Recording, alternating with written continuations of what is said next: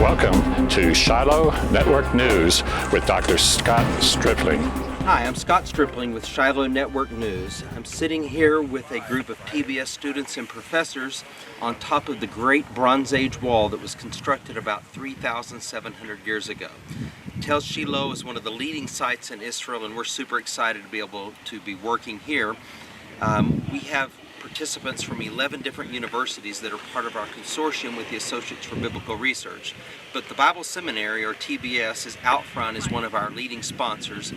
And with me are my colleagues, Dr. Doug Petrovich, and our president at the Bible Seminary, Dr. Lynn Lewis, and Dr. Charles Savelle, one of our adjunct professors. And then we have several TBS students that are working here and actually earning credit while they're on the dig this summer doing field practicum. This is Brent Hofling, Abigail Levitt, who's our objects registrar, and Jordan McClinton and Derwin Kicker. To see the places in the Bible that I've read about most of my life, and then to come to a place like Shiloh where so much of Israel began to form, it's incredible for me to touch the place where those characters of the Bible.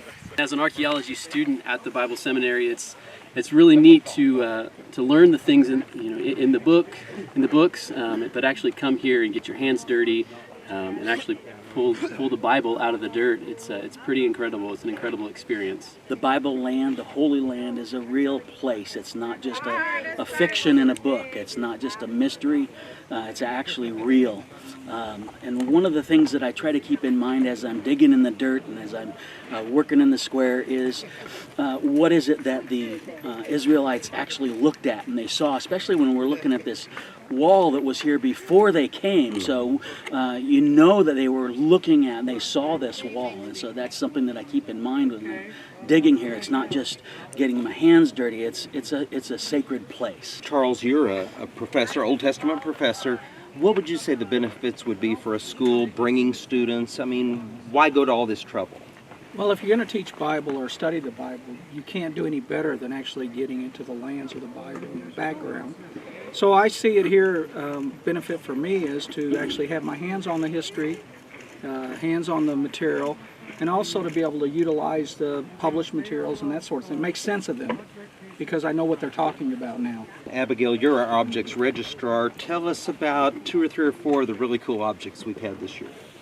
We've had a few nice objects. One of the nice ones the other day was a spearhead about 15 centimeters long in really great condition, probably from the Middle Bronze Age.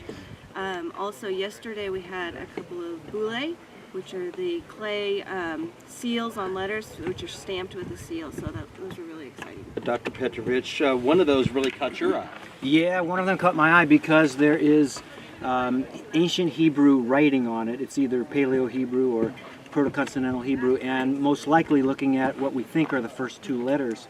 This boule dates to 850 BC as the earliest date for it. It's probably after that, which would make it Iron II. And this becomes one of the important finds. You know, one of the great things about the Bible Seminary is we study together. It's an academic environment, but it's really an academic faith community, and we're one big family, really. And to be able to share these types of experiences together is amazing. And it's probably the only field in which you can do first-hand scholarship. I mean, we're not just reading what others found. We're actually discovering evidence, interpreting it, taking it through our protocols, or it's what I like to call digging the Bible. Hi, this is Mark Hassler for Shiloh Network News. We're excavating at the northern side of Tel Shiloh. Just to my left is the outer facade of the Bronze Age perimeter wall. The wall extends through the square, and right where I'm standing, we have an inset or a jog or a denticulation in the wall. So the wall takes a 90-degree turn, comes in, and as the wall continues this direction, we have a series of missing stones. And I just excavated this yesterday, and right on top of these 3 flat stones, we found some Roman period pottery, which tells us that at least right here, this material was filled in at a later time. So as we've considered this, as we've come down, we've had to think, could this be an opening, a post-turn gate in the wall, a secondary gate or a gate in the back? And coming down One day it seems like it is, the next day it seems like it's not. So I've had this on again, off again relationship with this wall, and at this point we still need more evidence to confirm that it is an opening, but it depends on the day. So I guess you could say I have a rocky relationship with this wall. The wall continues outside the square, and I'm standing on bedrock, so we've got this possible threshold here about 2 courses up, and the wall, as I said, continues to wrap around the tell. This is Kevin Larsen reporting for Shiloh Network News. I'm the square supervisor here in square AF30 here at Shiloh. And a few days ago, we identified a surface layer in this square. The surface is predominant in this area right through here. The way that we know that it is a surface is that it is hard packed, and there is also remnants of having had a plaster surface to it, or a plaster coating to it.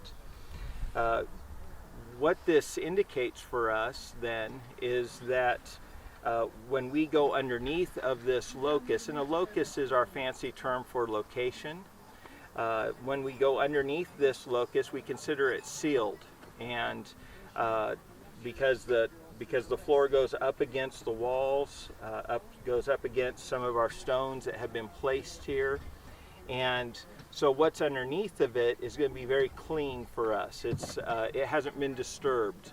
We know that it will be, we anticipate that it will be Iron Age 1 material, because right on the surface here we are identifying Iron Age 2 pottery, or underneath of this, when we go through it later today or tomorrow, we may even find Middle Bronze. So I'm just outside the entrance into this tomb. It's a typical late Second Temple period tomb. You can see where a square stone, like a plug, would go in here that could then be pulled out and rolled aside.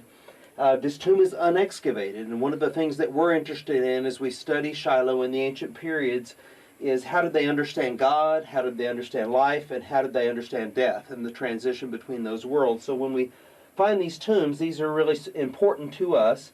If we have an opportunity to excavate this, we would expect to find niches going off to the side that we call kokim or loculi, sort of like my fingers, and possibly even ossuaries that are still in place, or at least fragments of ossuaries. So very interesting to us as we explore the region around ancient Shiloh.